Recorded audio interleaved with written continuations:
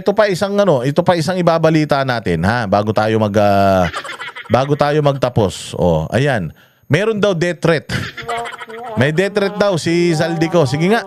Nakakatanggap daw ng death threat ang sangkot sa flood control scandal na si Zaldico kaya ayaw niyang umuwi ng Pilipinas. Oh, nakakatanggap daw si Zaldico ng death threat. Utang ina niyan. Sino ba? So ibig sabihin, kung may death threat si Zaldico, may amo siya. O kasi tingnan mo kung si Zaldico ang amo, siya na yung pinakataas.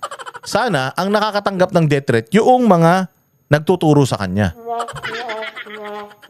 Papaanong? Kasi parang ang pinalalabas ng pamahalaan natin, si Zaldico, ginawa niya to mag-isa wala siyang amo Si Zaldico lang ang may kasalanan Parang paano nagkakaroon si Zaldico ng death threat? Kung siya ang pinuno ng sindikato ng pagnanakaw sa Pilipinas. Makakatanggap ka lang ng death threat kapag ka merong mga tao sa taas mo na pwedeng ituro mo kapag ka nahuli ka. Oh, so ito ay sabi ko nga sa inyo si Zaldico indirectly sinasabi niya na may amo siya. Yung abogado niya nagsasabi na may death threat siya. Sinong papatay sa kanya? Sinong papatay sa iyo? Sabi nila hindi mo amo si Romualdez. Hindi mo amo si Bongbong. Sinong amo mo? Alam nga naman amo mo si Donald Trump. Di naman pwedeng sangkot si Donald Trump sa pagnanakaw sa Pilipinas. So ibig sabihin, the fact na may death threat etong si Zaldico, meron pang tao sa ibabaw niya na pwedeng magpapatay sa kanya because kung siya yung nasa ibabaw, wala nang magpapapatay sa kanya. Hindi magdedelikado ang buhay niya kung siya ang kung siya ang pinuno. Ngayon sasabihin nila hindi ang gustong pumatay sa kanya yung mga apektado ng pagnanakaw niya, yung mga nababaha na yan, nababagyo. Yan yung gustong pumatay sa kanya. Sa totoo lang. Kung ganun ang usapan, ang magbibigay ng death threat yung mga Pilipino, putyang inang gustong ang gusto ng mga yan, pinananalangin ng mga yan na hindi na huminga mamayang gabi, sigurado ko yung nasa Malacanang. Kasi pinayagan ng Malacanang Pinirmahan ng taga Malacanang yung pondo Pinayagan ng Malacanang yung corruption na nangyari ng 2025 Oh, hindi ba? Logically, 'di ba, kung ikaw ay magnanakaw, may amo ka. Kung wala kang amo, kung ikaw ang amo, ikaw ang papatay doon sa mga nasa baba mo. Para hindi ka madamay, 'di ba? Yung tawag diyan yung cleansing nila. Loose end ka. Kung ikaw ay loose end, papapatay kita para hindi na pumunta sa akin. Ngayon ganito yan, si Zaldico ang tinuturo nila. Umiliit na mundo ni Zaldico, napipressure na rin si Zaldico. Dahil inilaglag nila si Zaldico, itong si Zaldico, kahit anong mangyari, yung mga amo niyan, yung amo niya na magpinsan, hindi na yan siya papayagan na umuwi sa Pilipinas. Bakit? Pag umuwi ito ng Pilipinas, nakuha ito, hindi nila kontrolado kung gaano ba katibay ang bayag nito. Baka 3 araw pa lang magsalita na yan kung sino talaga yung mga totoong amo niya. Kaya ang gagawin nila, they will stop him from going home. They will stop him from being abducted or being arrested ng pamahalaan natin. Ihinto nila yan. At kung talagang hindi nila yan mapipigilan, katulad din kay Inday Sara, gagawin nila impeachment. Pagka walang impeachment, plunder. Pagka wala talaga hindi gumana yan, papatayin na nila si Inday Sara para hindi nila makalaban sa 2028. Ganon din dito kay Zaldico. Kapag hindi na nila kayang pigilan yung pagkahuli kay Zaldico, dediduin nila yan. Hoy Zaldico, maniwala ka. Alam ko hindi ikaw ang amo. Kaya ka nga may death threat Kaya nga takot kang umuwi kasi mamamatay ka kasi alam mo may magpapapatay sa'yo.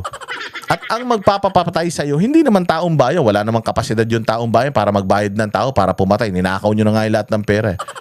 Ang may capacity lang magpapatay sa'yo yung mga amo mo. Dahil marami ka nalalaman tungkol sa kanila dahil iniiwas nila sa kanila yung issue, kaya ikaw ang isasakripisyo nila. Bahala ka. Kung magtatahimik-tahimik, kung ako sa'yo, gumawa ka na ng video confession mo, para if something happens to you, ipakalat na yung mga video na yan. Oo, ganun lang yun. Ako naniniwala ako kawatan talaga ito. At naniniwala ako lalo na may amo ito. Hindi niya kayang gawin mag-isa itsura niyan.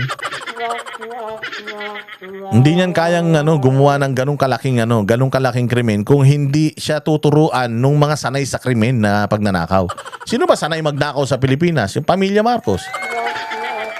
Di umano Hindi ako nagsabi niyan. Hindi. Kasi paano mo masasabihin hindi magnanakaw mga yan? Si Marcos Sr. magnanakaw daw.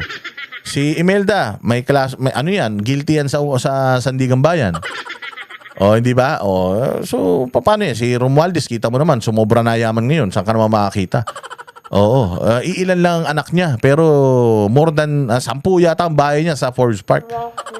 Daan-daan milyon ang halaga ng property dyan. Saan niya kinuha yan?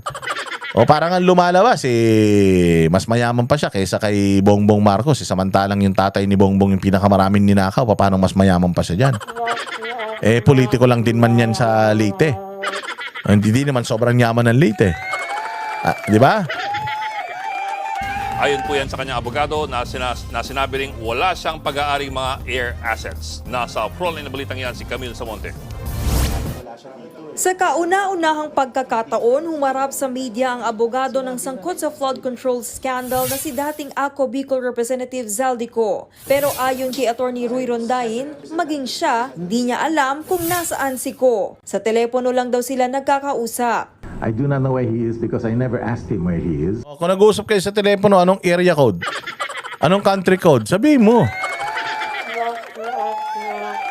Siyempre, pag tumawag yun sa cellphone mo, makikita. Hindi naman siguro sa handset mag-uusap niyan.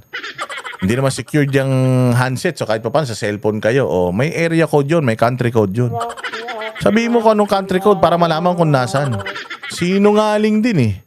It's not relevant for his defense. And I never asked because I don't want to have to lie to any of you when you ask me. Gate ni Attorney Rondain, hindi raw nagtatago si Ko. Natatakot lang daw siya umuwi ng Pilipinas. He's deathly afraid of coming home because may serious threats to his life. One half of the country wants to throw him in jail and throw away the key. The other half wants to string him up by the nearest tree. Would you come home under those circumstances? Isa si Ko sa mga inirekomenda. Bakit? So dito sinasabi niya, yung taong bayan daw gusto magpapatay sa kanya. Hindi, gusto ng taong bayan malaman sino amo niya. Gusto ng taong bayan isoli nila yung ninakaw nila. No, ayaw namin mamatay yan. Ang aga naman. Gusto namin maghirap yan. Gusto namin mabulok yan sa kulungan. Gusto namin maputulan ng paa. Dahil sa sobrang dami ng ninakaw nila, baka masyado na sila maraming kinain tsokolate, mag-diabetes ang mga yan. Gusto namin maghirap ang mga yan, hindi namin gustong mamatay kagad dyan. So ang Pilipino, kung capable ang mga Pilipino pumatay ng mga magnanakaw sa Pilipinas, hindi patay na sana yung magpinsan na yan. Hindi kami ganun. Ang gusto lang talaga namin, due process, tsaka malaman, paano nyo ninakaw, saan nyo dinala, sino mga kasapakat nyo, yun lang gusto ng taong bayan. Death threat. Ang papatay dyan, yung mga kakutsaba niya.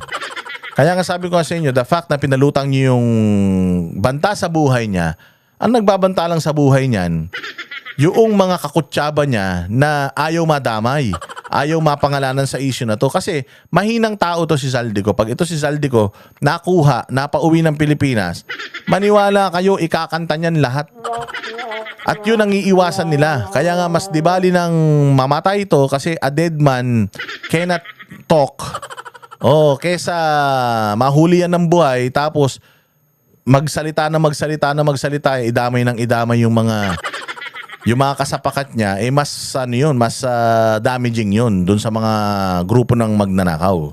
Ng Independent Commission for Infrastructure na sampahan ng kasong graft, malversation at falsification. Dahil yan sa maanomalyang 289.5 million flood control projects sa Oriental Mindoro. Itinanggi rin ni Rondain ang sinabi ng nagpakilalang security ni Ko na si Orly Gutesa na nag-deliver siya ng mali-maletang pera sa bahay ng dating kongresista. Hindi rin daw totoong may insertion si Ko sa 2025 national budget. Huwag naman chismis, huwag naman speculation because hindi Lahat nga kayo chismis. Sa mga Duterte, puro nga kayo chismis eh. Tapos kapag sa inyo na walang chismis, walang speculation. Yan ang justice ni Department of Justice Secretary Remulla tsaka sa ombudsman na ngayon eh. chismis justice yan eh. Oo, hindi naman yan sa facts eh. Tsaka, sir naman. Huwag niyo manggaming tanga yung tao. Siya ang head ng General Appropriations. I mean, siya ang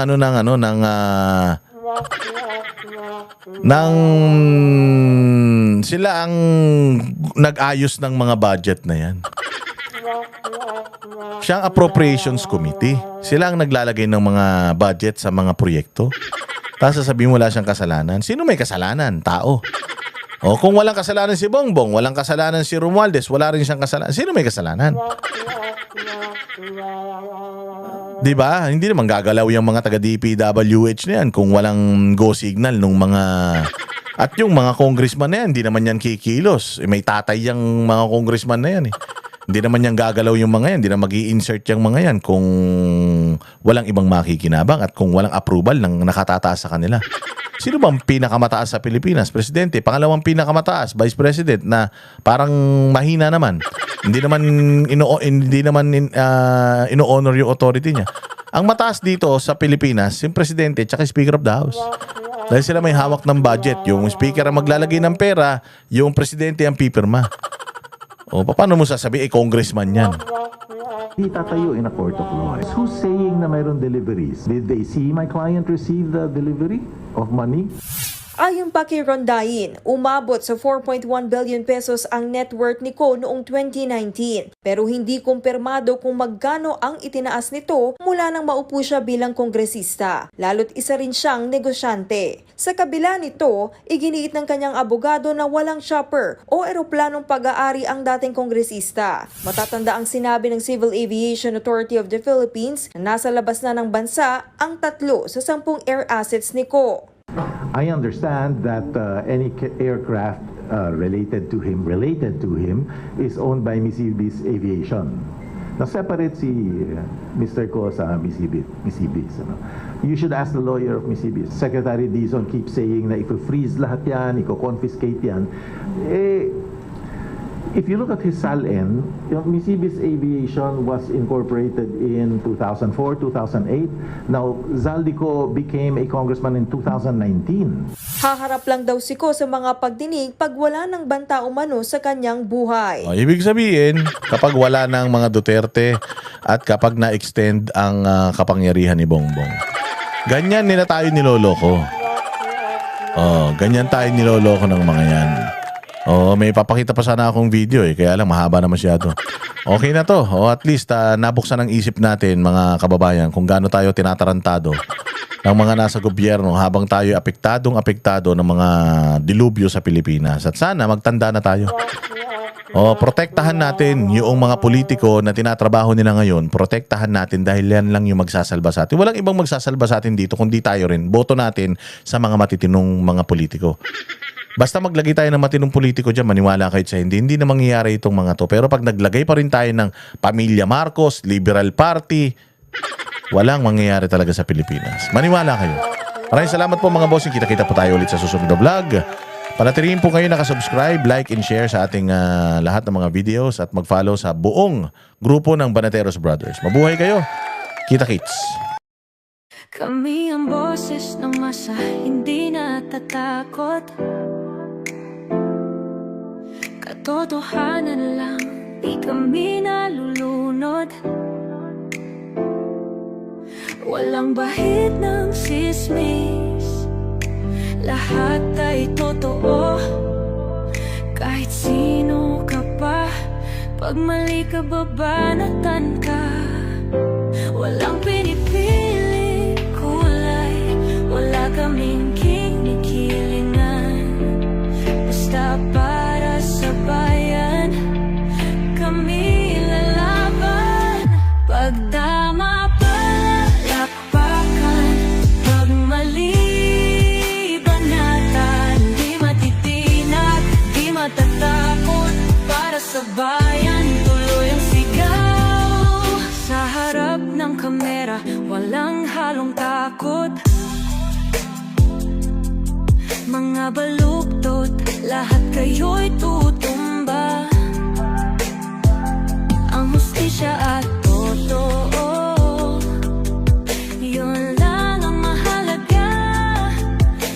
Kahit sinong harang, di kami matitinag. Walang pinipilit